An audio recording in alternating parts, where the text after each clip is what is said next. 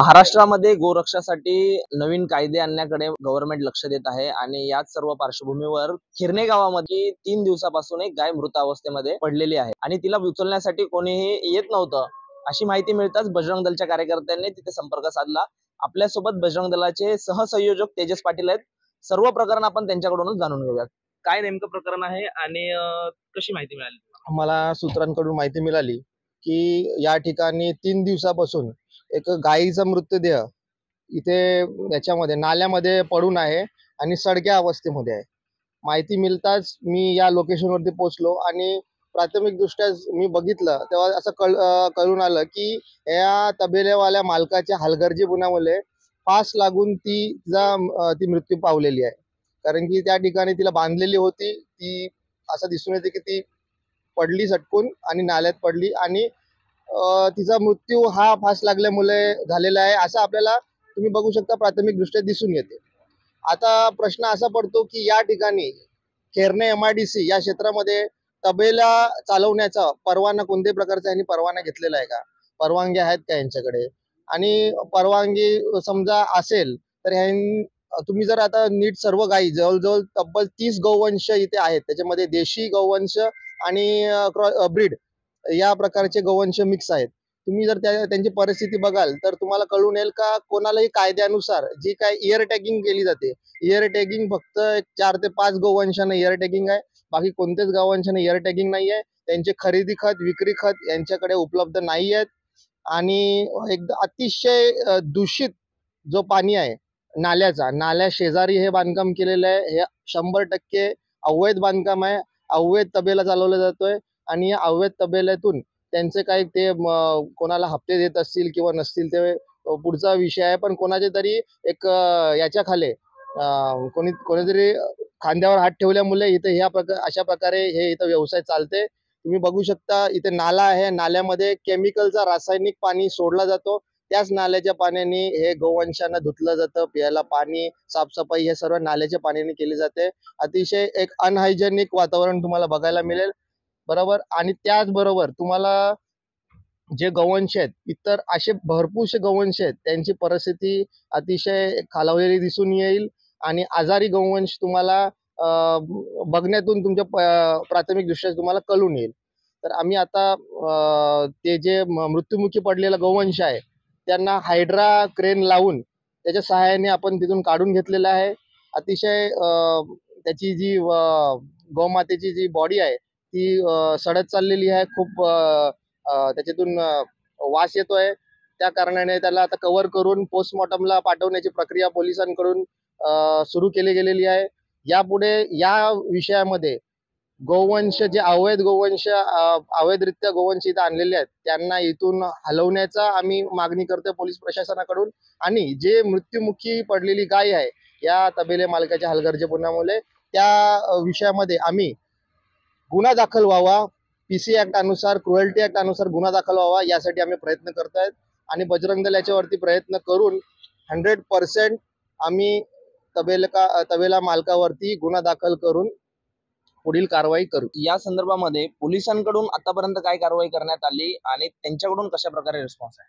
पोलिसांकडून आतापर्यंत जे त्यांचा जो इन्व्हेस्टिगेशन आहे त्यांच्या पद्धतीने केले, त्यांनी येऊन पाहणी केली, स्पॉटची पाहणी केलेली आहे। स्पॉटची पाहणी करता त्यांना मृत्युमुखी झालेले गौवंश त्यांना दिसून आलेले आहे, त्यांना काढलेलं आहे। त्यांनी पोलिसांनी स्वतः त्या ठिकाणावरती जे व्हिडिओ रेकॉर्डिंग्स वगैरे केलेले आहेत। गौवंशाची जी हालत आहे, जवळजवळ तब्बल 30 गौवंश तिथे कोंबून भरलेले आहेत। ज्या ठिकाणी 10 ते 12 गौवंश ठेवले जाऊ शकतात तिथे 30 गौवंश कोंबून भरलेले आहेत आणि पोलिसांकडून पण त्याची सर्व छायाचित्रण केलेलं आहे आणि जे मेलेली गौमाता आहे तिचंही छायाचित्रण केलेलं आहे। पुढील पुरावे ते केसमध्ये ते पुरावे स्वरूपात ते व्हिडिओ रेकॉर्डिंग जोडणार आहेत असे त्यांनी आम्हाला ग्वाही दिलेली आहे आणि आम्हीही 24 तासाच्या आत गुन्हा दाखल करून राहणार। मी एक ॲनिमल ॲक्टिव्हिस्ट आहे, जवळपास शेकडो FIR मी दाखल केलेल्या आहेत। आता जो आज इथे जो प्रकार घडलेला आहे हा एकदम निंदनीय आहे, कारण 3 दिवस उलटून गेलेले असताना पण जो गोवंश मृत्युमुखी पडलेला आहे तो गोवंशांनी उचललेला नाहीये।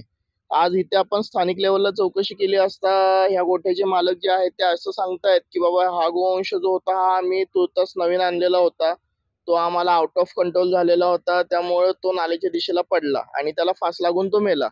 सगळ्यात महत्वाचं म्हणजे आपले जे पशुसंवर्धन विभागाचे आयुक्त तुकारामजी मुंडे साहेब यांनी 1 एप्रिल 2024 रोजी एक GR पास केला. त्या GR मध्ये स्पष्ट लिहिलेलं आहे की त्या GR ची वैधता जी होती 1 जून 2024 पर्यंत होती. ह्या कालावधीमध्ये जेवढं पण पशुधन आहे, मग त्यात गाय, म्हैस, बैल, रेडा काही असो, त्याला इयर टॅगिंग हे कंपल्शन होतं. जो आता गोवंश मृत झालेला आहे त्याला इयर टॅगिंग नाहीये. जर यांनी आता तुर्तास या गोवंशाची खरेदी केलेली होती तर ह्याची कृषी उत्पन्न बाजार समितीची पावती यांच्याकडे आहे का, जर ती आहे का नाही हे चौकशी करून जर एखादा गोवंश खरेदी विक्री व्यवहार होतोय तर त्याला टॅगिंग न करता ह्याची खरेदी विक्री कशी झाली ती इथे आणली गेलेली आहे. आज सेक्शन 3 मध्ये हे म्हणलं गेलेलं आहे की तुम्ही कुठल्याही नागरी भागामध्ये हा गोवंश पाळू शकत नाही. कुठलंही जनावर तुम्ही दुभत्या जनावरांपासून तुम्ही व्यवसाय करू शकत नाही. आज हा इतका गजबजलेला एरिया आहे, आज हा MIDC एरिया आहे, यामध्ये हे अवैधरित्या जनावरांवरती एवढे हाल अत्याचार होत आहेत की आतमध्ये जर आपण बघितलं तर आतमध्ये चारा पाण्याची व्यवस्था नाहीये, गायींना बसण्या उठण्यासाठी कोबा नाहीये, त्यांना खाण्यासाठी दावणीची व्यवस्था नाहीये. सगळ्यात महत्वाचं पाऊस ऊन वारा याच्यापासून संरक्षण करण्यासाठी त्यांना शेडचीही व्यवस्था नाहीये. आज त्यांना जे पाणी पाजलं जातंय, जे त्यांना हे केलं जातंय, अक्षरशः बाजूने आपण बघितलं सगळ्या MIDC भागामधला सगळा केमिकलचा नाला वाहतोय. इथे कुठलंही पाण्याचं कनेक्शन नाही की त्यांना शुद्ध पाणी कुठे इथे त्यांना मिळत असेल. आज त्याच पाण्यामध्ये केमिकलचं पाणी पिऊन ते जगतायत. आज अक्षरशः इथे एवढे मच्छर आणि मासे आहेत की आपण स्वतः न हालता इथे 10 मिनिटं पण उभं राहू शकत नाही. तर ते जनावर इथे 24 तास गेल्या किती महिन्यापासून बांधून आहेत हे आम्हाला पण माहित नाहीये. आज त्यांना मुक्त संचा गोट्यामध्ये त्यांना फिरवलं जात नाहीये, त्यांना योग्य तो चारा पाणी दिला जात नाहीये. आतमध्ये एवढ्या आखुड अशीने त्यांना बांधून ठेवलेलं आहे की अक्षरशः त्यांना जागेवरनं पण हलता येत नाहीये. ही आजची सत्य परिस्थिती आहे. त्यामुळे ह्यांच्यावरती अॅनिमल क्वालिटी ऍक्ट नुसार गुन्हा दाखल व्हावा याची मागणी आम्ही पोलिसांच्याकडे केलेला आहे.